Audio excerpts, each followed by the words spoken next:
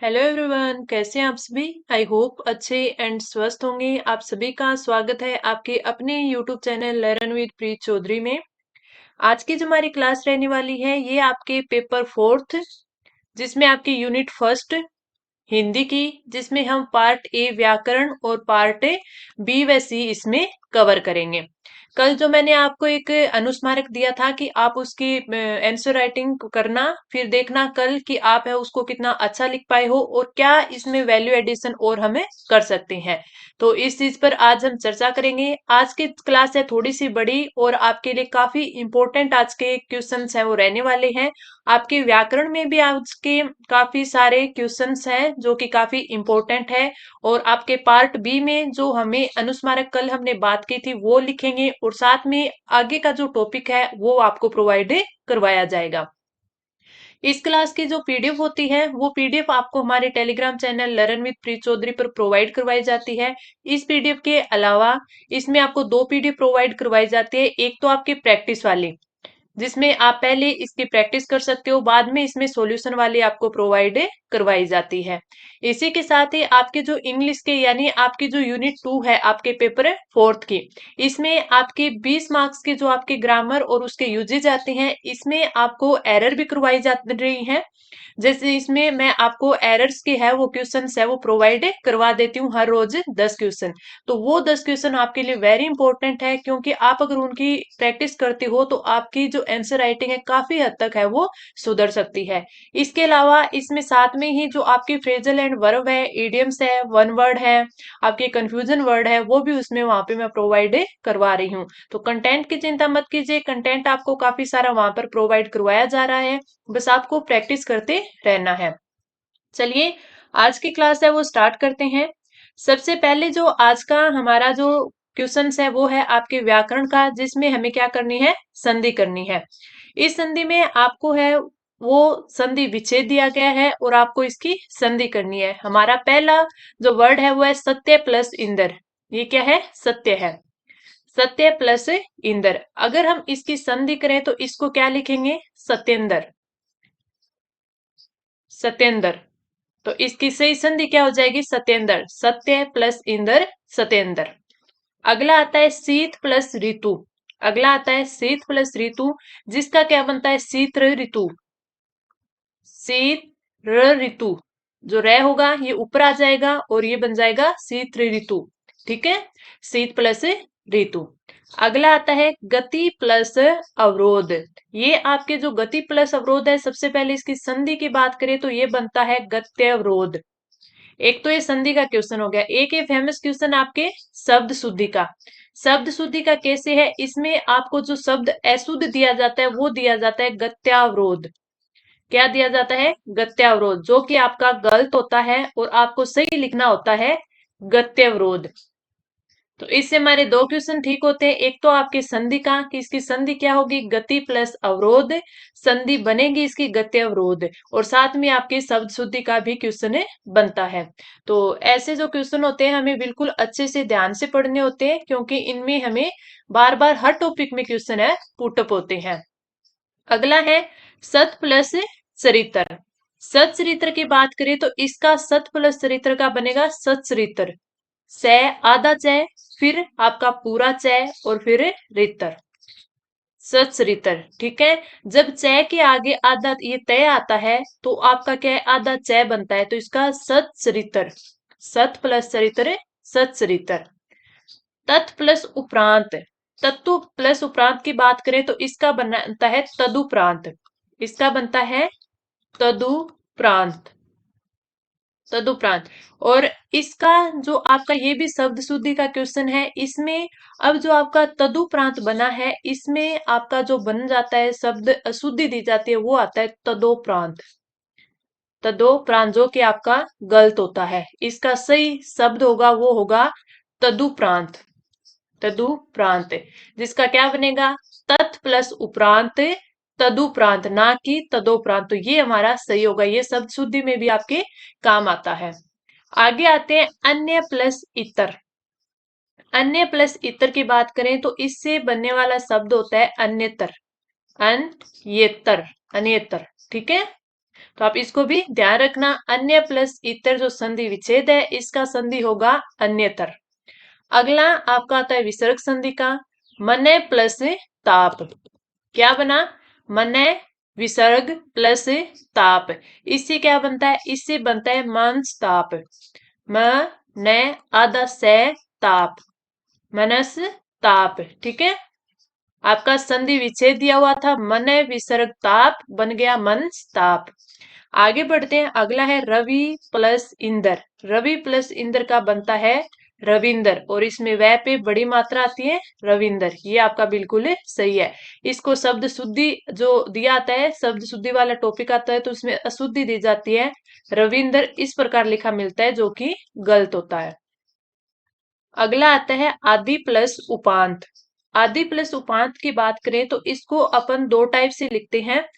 इसमें होता तो यही है कि आदि उपांत, आ आधा द यू पांत, आद्यु पांत। ठीक है, और इसको लिखते और किस प्रकार है? इसमें जो आपका यह है वो चला जाता है द के पैरों में, तो इसमें हम ऐसे भी लिखते हैं आद्यु पांत। ठीक है, इस प्रकार भी ये लिखा जाता है। क्यों? क्योंकि ये द यहाँ पर आ जाता है, यह इसके पैरों में आ जाता है। ये इसमें इस प्रकार भी लिख देते हैं, और आप इसको जैसे ये द हो गया, ठीक है, फिर इसमें यह लिखेंगे तो ये ऐसे हो गया, और ऊ की मात्रा आ गई पांत। ठीक है, इस प्रकार तो ये ऐसे लिखा जाता है हमारा, तो आदि पांत। ठीक है, आगे बढ़ते हैं। अगला जो हमारा 10वां संधि का क्वेश्चन है, सत प्लस शास्त्र। सत प्लस शास्त्र की बात करें तो इसमें हमारा क्या बनेगा? इसमें बनेगा से, तो तय आया है तो इसका क्या बन जाएगा? आधा च, और छ और त्रय, सतशास्त्र, सतशास्त्र। ठीक है, तो सत प्लस शास्त्र, सतशास्त्र।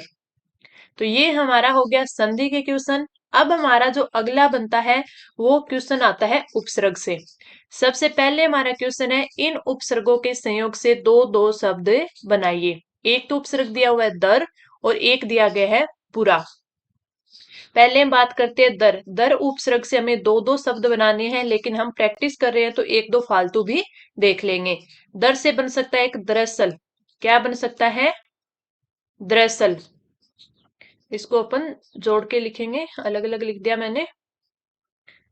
दर, और इसके साथ अपन क्या लिख सकते हैं? इसे दरअसल बन जाएगा। दरअसल बोलते हैं ना, दरअसल बात यूं है, तो दरअसल। एक बन सकता है इसका दरकार। क्या बन सकता है? दरकार। इसके अलावा दरकिनार, कि उसने तो उसको दरकिनार कर दिया, दरकिनार। दरख्वास्त, एक लिखा जाता है दरख्वास्त, दरख्वास्त। इसमें द, फिर रे, फिर आधा ख वास्त। एक लिखा जाता है दरगाह। क्या लिखा जाता है? दरगाह। दरबार, दरबार। दरबार के साथ लिखा जाता है दरमियान, के उन दोनों के दरमियान, दरमियान। और दर से कौन से बन सकते हैं? इसमें बन सकते हैं दरवेश, दरवेश। ठीक है, दर हकीकत। इस प्रकार कई सारे बना सकते हैं, लेकिन हमें क्या दो दो ही लिखने हैं, तो कोई भी दो, दरअसल, दरकार, दरकिनार, दरख्वास्त, दरगाह, दरबार, दरमियान, दरवेश या दर हकीकत, कोई भी आप लिख सकते हो। अगला हमें जो उपसर्ग दिया हुआ है वो दिया गया है पूरा उपसर्ग। पूरा उपसर्ग की बात करें तो इससे, ये पूरा नहीं है, परा है। जो लिखते टाइम इसमें टाइपिंग करते हैं थोड़ी सी मिस्टेक हो जाती है, तो ये है परा उपसर्ग। परा की बात करें तो इससे बन सकता है पराक्रम। इससे क्या बन सकता है? पराक्रम। और क्या बन सकता है? पराकाष्ठा, पराकाष्ठा। ये मैंने परा उपसर्ग इंपॉर्टेंट है, कई बार इसके काफी सारे एग्जाम्पल मैंने आपको लिखाए हैं। पराजय, पराजय। और इसके अलावा पराभव, पराभव। और अपन क्या लिख सकते हैं पराभव के अलावा? पराभूत, पराभूत। और भी एक आध आप लिख सकते हो, जैसे परामर्श, परामर्श। तो ये सारे परा उपसर्ग से बनने वाले शब्द हो गए। पराक्रम, प्रकाष्ठा, पराजय, पराभव, पराभूत, परामर्श। तो उपसर्ग वाले क्वेश्चन कर दिए, दो दो उपसर्ग हमें इसे लिखने होते हैं। अब हमारा क्वेश्चन आता है, कि निम्नलिखित शब्दों में से उपसर्ग पृथक कीजिए। हमें इनमें से उपसर्ग पृथक करनी है, यानी उपसर्ग पृथक करनी है तो हमें सिर्फ इनके उपसर्ग ही लिखने हैं। आप इसकी जो मूल धातु है उसे लिखें या ना लिखें, लेकिन इसका क्या है, आपको सिर्फ उपसर्ग अलग करना है। जैसे अनुपजाऊ में क्या हो गया, अन प्लस उपजाऊ, तो इसमें कौन सा आ गया, अन आ गया। प्रत्यक्ष, प्रति प्लस एक्स, प्रत्यक्ष, प्रति उपसर्ग आ गया। बेनजीर में क्या आ गया, बे उपसर्ग, बे प्लस नजीर, बे उपसर्ग। विकसक में क्या आ गया, वी प्लस इक्सक यानी वी उपसर्ग। तो अनुपजाऊ में अनुपसर्ग, प्रत्यक्ष में प्रति उपसर्ग, बेनजीर में बे उपसर्ग और विकसक में वी उपसर्ग। अब हम बढ़ते हैं अगले क्वेश्चन पर। अगला क्वेश्चन आता है हमारा, ये आता है लोकोक्ति का, कि लोकोक्तियों का भावार्थ वाक्य में प्रयोग से स्पष्ट कीजिए। मैंने आपको बताया था कि जो हमारे मुहावरे और लोकोक्तियां दो दी गई है, मुहावरे और लोकोक्ति है दो दी गई है ये आपके सिलेबस में, उनमें से दोनों की हमें बार बार प्रैक्टिस करनी है। पीछे मैं 2-3 टेस्ट से आपको जो मुहावरे है उनके अर्थ और उनका वाक्य में प्रयोग बता रही थी। अब जो हमारा आज का है वो है लोकोक्ति का। घोड़े को लात, आदमी को बात। इसका अर्थ क्या होता है, घोड़े को लात, आदमी को बात, यानी कि पहले हम इसका अर्थ देखेंगे तो अर्थ होता है कि जो दुष्ट होता है, दुष्ट के साथ कठोरतापूर्ण और सज्जन से नम्रता का व्यवहार। इसका अर्थ क्या हो गया, घोड़े को लात, आदमी को बात, यानी जो दुष्ट व्यक्ति होता है तो दुष्ट के साथ तो कठोरतापूर्ण, और जो सज्जन होता है इसे नम्रता का व्यवहार। तो अपन लिखेंगे दुष्ट के साथ, दुष्ट के साथ कठोरता, कठोरता पूर्ण, कठोरता पूर्ण, इसमें ये एक आएगी मात्रा, कठोरता पूर्ण। और सज्जन, सज्जन व्यक्ति होता है तो सज्जन के, सज्जन से, सज्जन से नम्रता का व्यवहार, नम्रता का व्यवहार। ये तो हो गया इसका अर्थ। घोड़े को लात, आदमी को बात, ये इसका अर्थ हो गया। अब इसका लिखते हैं हम वाक्य में प्रयोग। वाक्य में प्रयोग कैसे करेंगे कि आप मान लीजिए कि नवीन ऐसे तो स्पष्टवादी है, पर उसके स्वभाव की खास बात यह है कि उसके साथ जैसा व्यवहार करो वैसा ही व्यवहार है वो करता है। जैसे घोड़े को लात और आदमी को बात, यानी कोई भी अपने साथ जैसा व्यवहार करता है तो अपना ऐसा नेचर होना चाहिए कि हम भी उसके साथ ऐसा व्यवहार करें। यानी अगर दुष्ट है तो उसके साथ कठोरतापूर्ण व्यवहार करें, और अगर सज्जन व्यक्ति है तो उसे नम्रता का व्यवहार करें।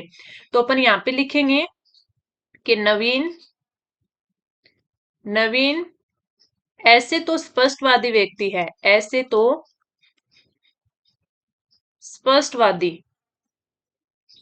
स्पष्टवादी है, पर उसके स्वभाव की, पर उसके स्वभाव की, स्वभाव की खास बात है, खास बात है, बात है। और वो खास बात क्या है कि उसके, कि उसके साथ जैसा व्यवहार करो, जैसा व्यवहार करो वैसा ही, वैसा ही व्यवहार, वैसा ही व्यवहार, वैसा ही व्यवहार है वो करता है। तो उसमें वैसा ही व्यवहार करता है, करता है। यानी जैसे घोड़े को लात, घोड़े को लात, आदमी को बात, आदमी को बात। तो ये हमने वाक्य में प्रयोग कर दिया। मैं जिस प्रकार हर रोज आपको बोलती हूँ कि जरूरी नहीं है जो मैंने वाक्य में प्रयोग किया वो ही आप करो, लेकिन बस आपको उस चीज को समझना है, यानी उस चीज का अर्थ आप समझ जाए और वाक्य में प्रयोग कैसे करते हैं वो आप समझ जाए। फिर आपके माइंड में उस टाइम जो बात क्लिक हो आप उस पर, उस चीज में वाक्य का प्रयोग कर सकते हो। अगला हमारा आता है जहां फूल वहां कांटा। जहां फूल वहां कांटा होता है कि जहां अच्छाई होती है वहां बुराई भी होती है। तो इसका वाक्य में प्रयोग लिखेंगे, पहले इसका अर्थ लिखेंगे, जहां, जहां अच्छाई होती है, जहां अच्छाई होती है वहीं वहीं बुराई भी होती है, वहीं बुराई भी होती है। तो ये तो हो गया इसका अर्थ। अब हम करेंगे वाक्य में प्रयोग। वाक्य में प्रयोग करेंगे तो हम क्या लिखेंगे कि हर समाज में अच्छे और बुरे दोनों लोग होते हैं, इसीलिए कहा जाता है कि जहां फूल होगा वहां कांटा भी होगा। तो अपन यहाँ लिख लेंगे कि हर समाज में हर समाज में अच्छे और बुरे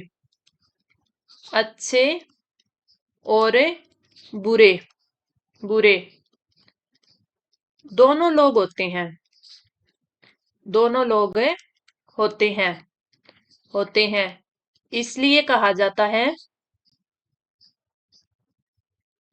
इसलिए कहा जाता है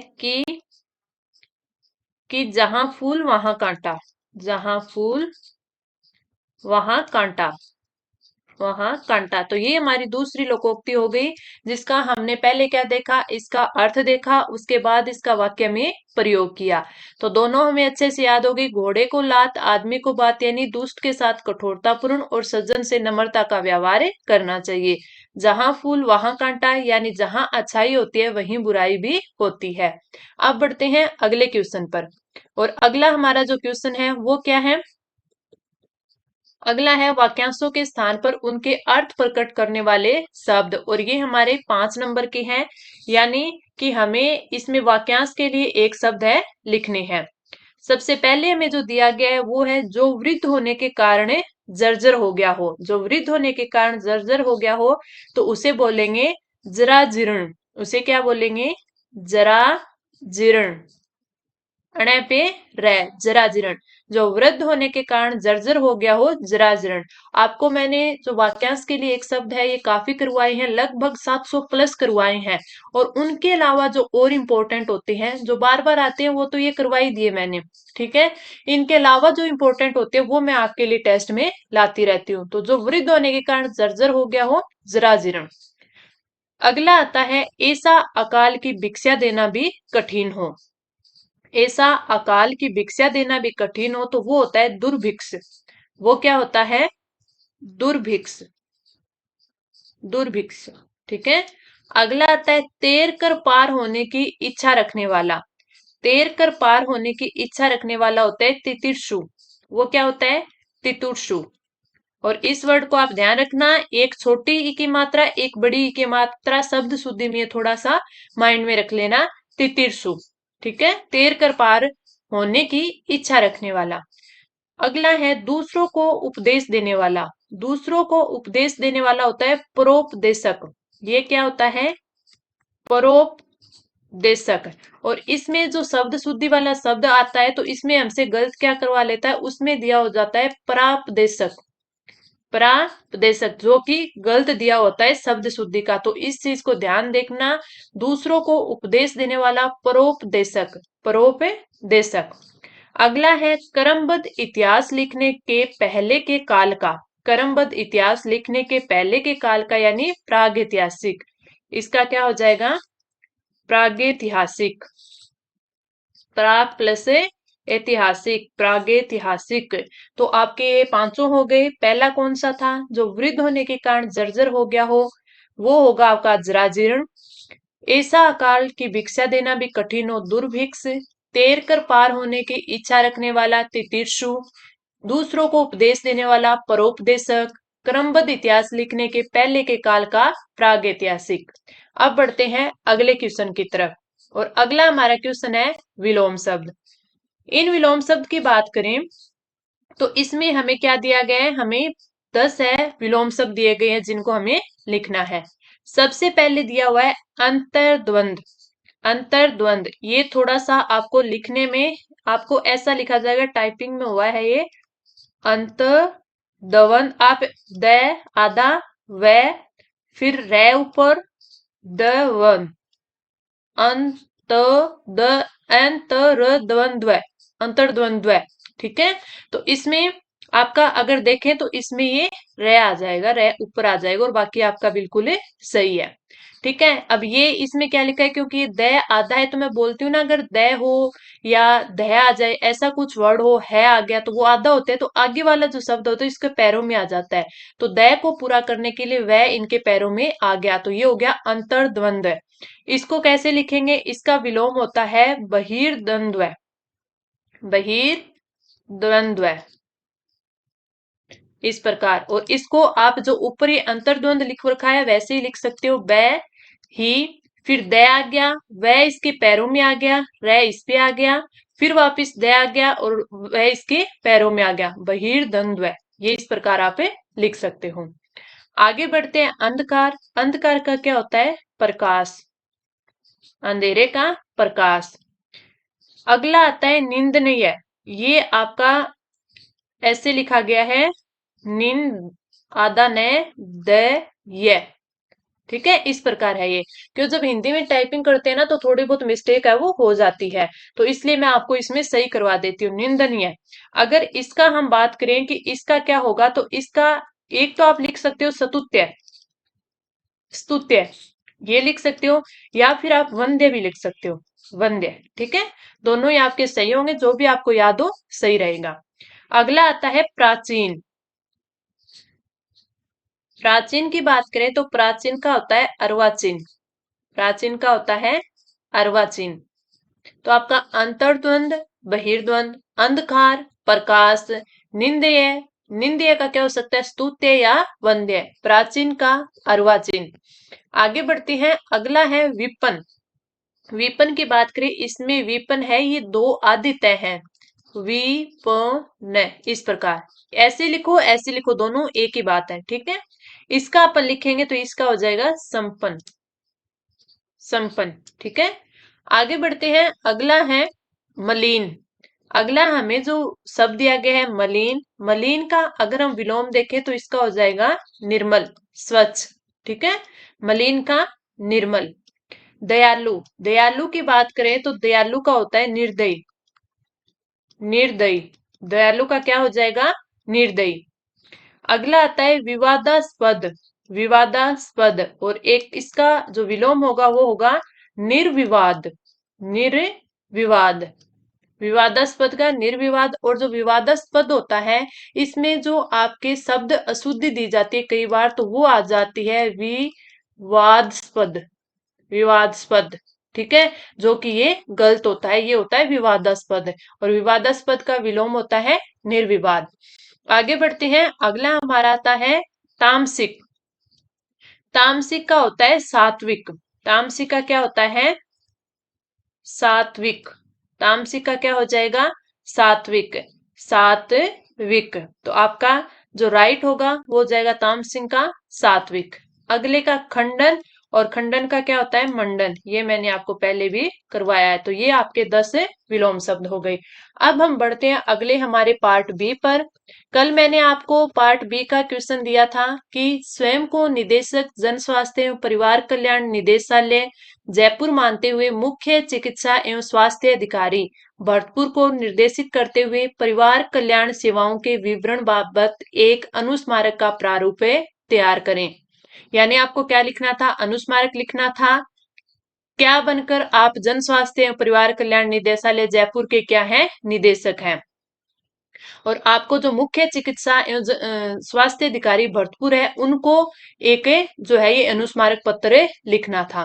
तो ये मैंने आपको पहले भी समझाया हुआ है कि आप किस प्रकार है इसको लिखोगे।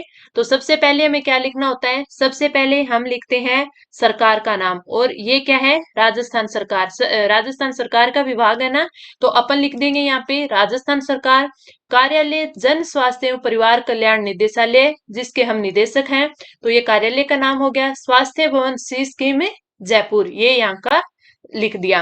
अब हम लिखते हैं क्रमांक पत्र, पत्र क्रमांक लिखते हैं। तो ये हम लिख देंगे। इसमें अगर हम देखेंगे तो आप देखिए निदेशालय, हमने क्या बोलना है, निदेशक जन स्वास्थ्य परिवार कल्याण निदेशालय। यहाँ पे ये 101 क्या हो गया, ये पत्र क्रमांक हो गया, मतलब कि ये 101वां पत्र है। ईयर हो गया, दिनांक 20 नवंबर 2023 को हम लिख रहे हैं। अनुस्मारक है ये, यानी यहाँ पे डालते हैं कि ये एक रिमाइंडर है। हमारे जब हम जनरली ऑफिस में लिखते हैं इसको, रिमाइंडर को, अनुस्मारक को लिखते हैं, तो यहाँ पर कॉर्नर पर है, यहाँ पे लिखते हैं रिमाइंडर फर्स्ट, सेकंड, थर्ड। अगर हम एक बार अनुस्मारक लिख देते हैं फिर भी कोई जवाब नहीं आता है, तो फिर जो हमारा अनुस्मारक होते हैं रिमाइंडर, हमें सेकंड लगा देते हैं, फिर थर्ड लगा देते हैं, ऐसे भेजते रहते हैं। ठीक है। अब यहाँ पर कौन है ये? मुख्य चिकित्सा स्वास्थ्य अधिकारी सामुदायिक चिकित्सालय भरतपुर को लिखना है, तो उनका ये हो गया, एड्रेस हो गया, ये प्रक्षेपित हो गए। ठीक है। आगे हम देखें तो आगे हम इसमें क्या लिखेंगे? अब हम लिखेंगे इसका सब्जेक्ट। इसका विषय क्या है? हमने दिया था कि परिवार कल्याण सेवाओं का विवरण हमने उनसे मांगा था। अब यहाँ पे हम रेफरेंस यानी संदर्भ लिखेंगे कि पूर्व पत्र क्रमांक इतने, ठीक है, वो 13 नंबर था। ठीक है। और अब हम लिख रहे हैं 101वां। ठीक है। और हमने वो कब लिखा था? 8 अक्टूबर को लिखा था, जो कि अब हम 20 नवंबर को लिख रहे हैं, तो इतना टाइम हो गया हमें, 1 महीने से भी ज्यादा, अभी तक उसका रिप्लाई नहीं आया, तब हम ये अनुस्मारक इसमें लिख रहे हैं। आगे हम क्या लिखेंगे? विषय हो गया, संदर्भ हो गया। अब हम बीच का मैटर लिखेंगे, महोदय कृपया इस कार्यालय से पूर्व प्रेषित पत्र का जवाब अभी तक प्राप्त नहीं हो सका है, अतः उक्त पत्र का अवलोकन कर मांगी गई सूचना तुरंत इस कार्यालय को भेजें, ताकि परिवार कल्याण सेवाओं के संबंध में विवरण आगामी विधानसभा सत्र में प्रस्तुत किया जा सके। उत्तर है वो अविलंब भिजवाने की कृपा करें। ये क्या है? कृपा करें। ठीक है। संलग्न इसके साथ हमने क्या क्या अटैच किया है? पूर्व प्रेषित पत्र की छाया प्रति, यानी पहले जो हमने पत्र लिखा था, कार्यालय आदेश पत्र होते हैं ना, वो पत्र हमने लिखा था, सामान्य कार्यालय पत्र, तो वो हमने इसके यहाँ संलग्न कर दिया। बोला है इसके अंदर हमने संलग्न यानी अपने क्या इसके साथ इनक्लोज किया है। ठीक है। पूर्व प्रेषित पत्र की छाया प्रति, यहाँ फिर हमने हस्ताक्षर अपने साइन कर दिए, और यहाँ पर जो नाम, हाँ, वो लिख दिया, और यहाँ पे निदेशक हो गए, ये जो जन स्वास्थ्य कल्याण मंत्रालय के निदेशक थे। तो ये हमारा क्या हो गया? अनुस्मारक पत्र हो गया, जो कि कैसे लिखा जाता है वो पूरा डिटेल से मैंने बता दिया, क्या क्या कहाँ पर किस हिसाब से लिखना है, कहाँ पत्र क्रमांक लिखना है, कहाँ प्रेक्षिपति का जो प्रेक्षिति होता है उसका एड्रेस से लिखा जाता है, कहाँ खुद के होते हैं, कहाँ हमको दिनांक लिखनी है, अपन को किस हिसाब से लिखना है, पूरा का पूरा मैंने फॉर्मेट बता दिया, बीच में मैटर बता दिया। अब हम बात करते हैं हमारे अगले टेस्ट की, कि अगले टेस्ट में हमारा क्या आपको लेके आना है पार्ट बी का क्वेश्चन। तो पार्ट बी के क्वेश्चन की बात करें तो कल आपके अर्ध सरकारी पत्र श्री मनफुल मीणा, निदेशक प्राथमिक एवं माध्यमिक शिक्षा निदेशालय बीकानेर को श्री रघुवीर शरण, विशिष्ट सचिव गृह विभाग, शासन सचिवालय जयपुर द्वारा प्राथमिक एवं माध्यमिक शिक्षकों के आगामी विधानसभा चुनाव कार्य के लिए पाबंद करने की बाबत। ठीक है। 10 नंबर का आपको अर्ध सरकारी पत्र लिखना है, आप इसकी प्रैक्टिस करना घर पे, फिर कल हम इसका सॉल्यूशन करेंगे। तो ये थी आज की हमारी क्लास। आपको क्लास कैसी लगी कमेंट करके नीचे जरूर बताना। अच्छी लगी तो लाइक करना, शेयर करना, और अगर अभी तक आपने चैनल को सब्सक्राइब नहीं किया तो सब्सक्राइब कर लेना। अब मिलते हैं अगली क्लास में। धन्यवाद।